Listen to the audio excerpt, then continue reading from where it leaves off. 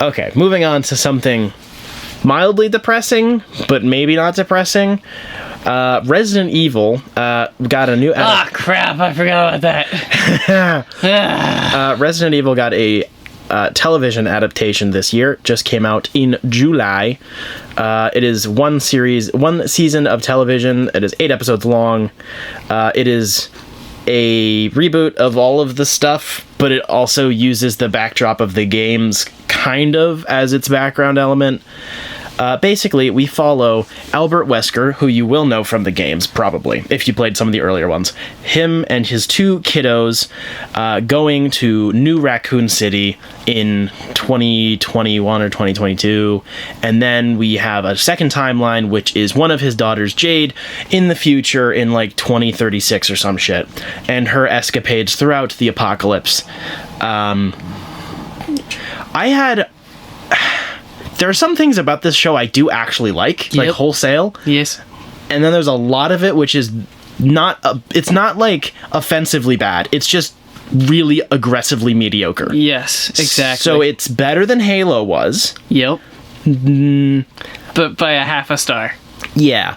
I'm not as much into Resident Evil, so I'm not going to be offended by all of its lore oopsie-doopsies. I actually thought what it did with some of the lore was kind of interesting. Some of it. I think a lot of it went right by me. I was like, I don't care to connect this to anything else. Full spoilers for this section, not like anyone cares. So this was released by Netflix. I have no idea if they've greenlit a continuation of it. It does end on a stupid, pointless cliffhanger.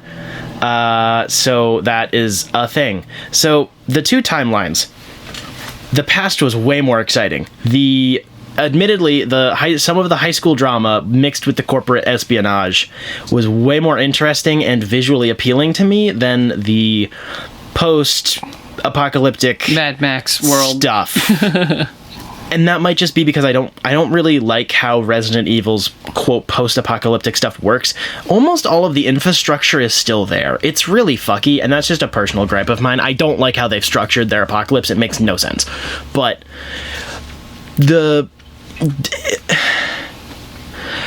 my biggest annoyance with this show on the whole is the structure and the 2 timelines interweaving at random points that barely make any semblance of sense.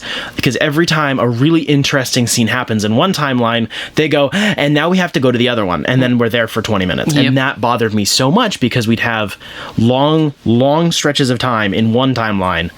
Like, there were episodes that were dominated by one of the timelines, and then there'd be little segments of the other one. And there was very little rhyme or reason to it. It didn't feel as choppy as Halo, though. No. It was definitely consistently choppy, if that makes sense. Yeah. That really bothered me because it kills the momentum, and every episode does the lazy stuff where it goes, plot twist, and then the next episode goes, JK. That happened like 3 or 4 times. Yeah. It was like, so her sister is dead. No, she actually didn't die. And then the next episode's like, maybe she is gonna die. And then we end the season, and she still ain't dead yet. And the future timeline version of her is dead. So it's like, I hate that. I knew she was coming back in the future. Of course. It was so apparent. It's so cheap. Yes. It's cheap drama, and that was the thing that I hated. Like the interpersonal family beef, even the weird, boring corporate stuff was like kind of interesting, but the unnecessary, like contrived, fake, borderline soap opera nature of the structure is just fucking obnoxious. The casting is fantastic, though. Lance Reddick did a great job as Albert Wesker. And all the other Albert Weskers, which I thought was really cool. That was so funny, and he did so many different personalities. And despite the dialogue being ass. Yeah. The script was bad, but he did pretty good. He played his ass off. It was so good. He's definitely the expensive one out of the cast. Everyone else is TV actors, but they were all at least good. Paola Nunez as the bad lady. She had like a shark smile that just added to her character. The smile was very creepy. It was like, oh, like very well done. The kids were played very well. That was the thing that surprised me the most. Was I would rather follow the kids they're playing, I think, 14 to 16-year-olds. Yeah, ish. They're like 16 to 18 in real life, but like whatever. They were decently convincing. They were fun, at least, even though they do cringy, stupid teenage things. It didn't feel like, and now do a stupid, you know? Right. It didn't feel like a CW. Yeah. Teen stupidity. Right. And yeah, it just. A high point for this show was Lance Riddick yelling. Oh, yeah. I've never seen him do that before. Really? He's always the quiet, hello, Mr. Wick. Like, and I've watched him in Fringe for all 5 seasons, but like that's something I really need to go back and watch again. It's been a long time. In this show, he cleared a desk and yelled, and I was like, holy crap! Whoa! The one thing so the initial I wouldn't say problem, concern that I think I did have, and some other people I have online, was the fact that Albert Wesker in the beginning of the show seems entirely different than he is in the games. Oh, yeah. I figured there would be some explanation for that. Unlike most people, I have a little bit more trust in the fact that they're going to justify a personality change. And of course, everyone was very on top of the actor's racial change, who no one gives a shit about, because it doesn't matter. But like... Hey, actor is good actor. Exactly. Whoa. What a concept. Who literally gives a shit?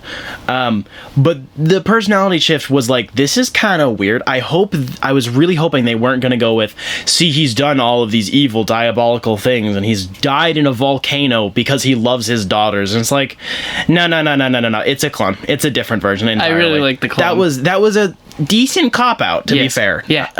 I wish they had developed the other ones a bit more throughout the show. There were a lot of cool visuals. I don't do cinema talk as well as you do, but there were cool color tones in Umbrella Corp offices. Yeah. And some of the post-apocalyptic zombie stuff at night with like fire was fun.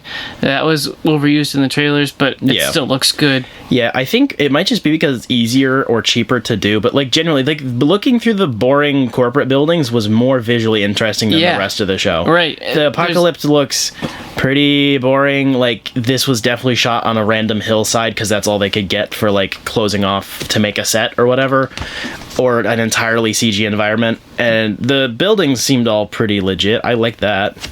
But the last episode was awful.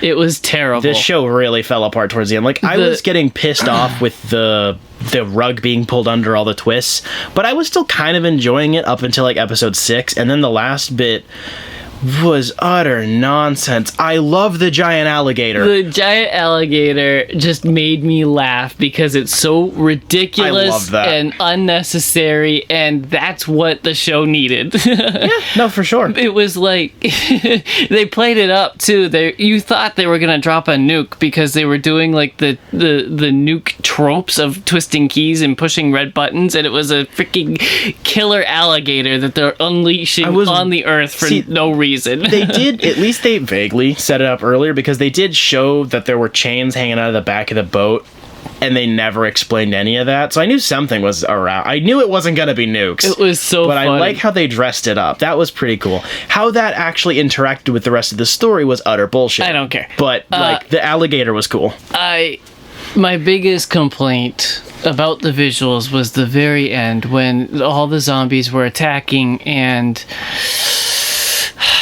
Evil Sister, I believe it was? Yes. With the drones, just had a tablet and made the same motion on the tablet. You could tell she's not controlling the drones. She's just, all right, now make like you're controlling the drones, and the drones just magically kill all the zombies around her. It looked awful. The zombies looked bad. The drones looked bad. Her acting was rough. Was bad. Trying to control the drones. Yeah.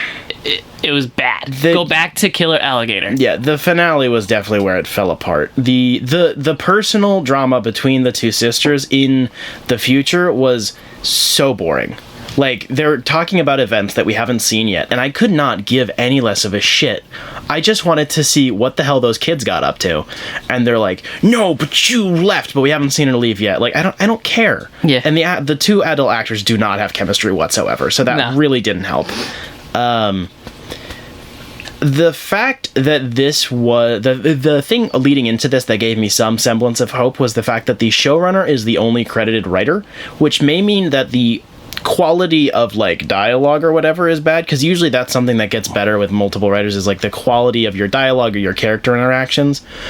But like the vision is kind of like one person's. That's always something I'm a little bit more interested in, and that was kind of cool. I felt that to an extent. I don't know if I like what he's going for here, but like I kind of appreciate it. Felt vaguely cohesive. On dialogue, I had the complaint where anytime Albert Wesker was talking with kiddos about medical stuff because he works at Umbrella Corps, there were like 4 times one kid would be like COVID? And it's that like, was annoying. Shut up. Nobody cares. There were a few other notorious memes that came out of this show. Like fucking Zootopia porn. That was funny. I don't care. I don't follow. Like in the scene in the kitchen where I think it's episode 1 or 2 when they get to the new house. Okay. And they're talking to the like housekeeper or whatever who's never seen again. And they're like, oh, like there's internet and like books, and yeah, she's like, yeah, I'm just gonna sit in my room and like read Zootopia porn all day. Apparently the internet loved that in the bad way. They thought it was the worst thing they've ever like heard in their lives and made a meme out of it. I thought the cringe-inducing moments of, like, bad memes were kind of funny in, like, not an ironic way, just, like, at least you tried. It's like, I just think you're setting yourself up for failure if you make many COVID references, because that's just going to make your show not age well. That was the other thing. I do agree with you on this part for once. It was really... For once. Yeah. Because it takes place in 2021 or 2022 in South Africa, in obviously a hypothetical time period, like a hypothetical universe. So if they want to go with the fact that like COVID's still a thing, like that's fine or whatever, but the rest of the show doesn't follow through with it at all. Like then you go to the school and there's no distancing. There is not a single mask in sight. Like the kids are just acting like normal, which is fine. It feels like there was no attempt to make that like worth anything. Like there was no weight put behind the actual line. Like the line delivery was just there, so the audience would go, "Oh yeah, oh you mean an air virus?" So it's not an air virus. I remember that from like a month ago. Right. That was just, it felt really lazy. Yes. I get how Albert explained it to the kids, because those kids in this hypothetical world, those kids would probably, that would be the next thing in their minds when you're talking about a virus. That would make sense, I guess, for them to say, but like you have to justify that because you're writing a fiction, you know? You have to justify all the silly shit you do. Kinda. Yeah. It was just weird. The dog looked like ass. It looked almost as bad as it did in Welcome to Raccoon City, which came out not that long before this and was a really dog shit looking movie, but like holy crap, the CG dog was disgustingly bad. That was so disappointing. And it was in the dark, so you have no excuse. No. So I had this weird thought on the zombies, and I still don't know how I feel about it. Sorry, the T-virus zeros.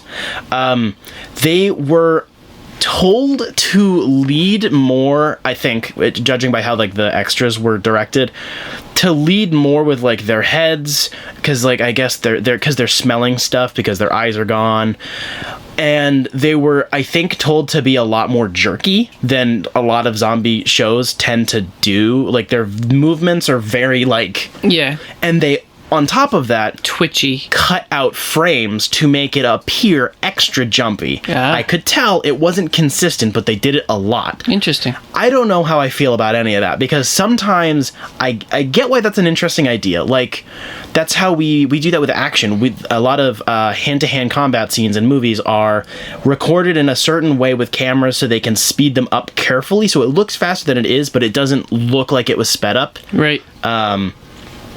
John Wick does that all the time. I was gonna say, Bourne started that basically. Yeah, but Bourne did it with the quick cutting more so. But like I mean, even That's how Zack Snyder does his slow-mo, is like you film it in a way whereas you can fuck with the speed and it won't look janky.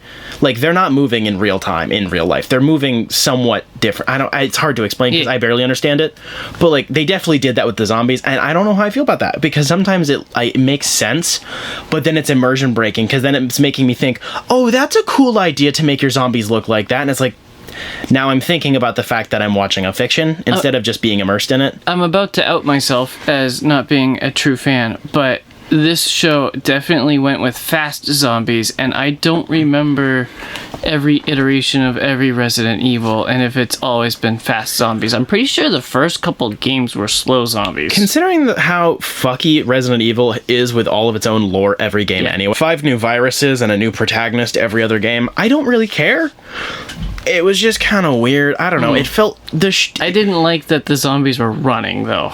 Like, you can have fast zombies without running. Yeah, the running was a bit much. The zombies were really inconsistent, whether it be with the close-up shots or the big action scenes or whatever. They just felt kind of thrown in there. Like, the apocalyptic setting did not feel planned out very well for what it was supposed to be. Yep. And that was annoying. Ugh. There was also the funny montage of whatever that fat guy was doing an action set. That was annoying. That sucked. Yeah. And then he died, and everybody cheered. I think there was a couple of jokes which I thought were very weird. There was...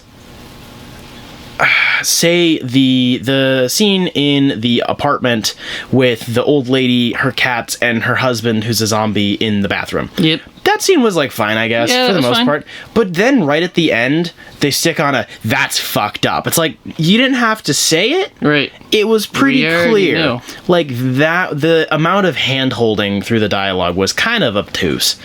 I don't know. It was... The big bug at the beginning was okay, I guess.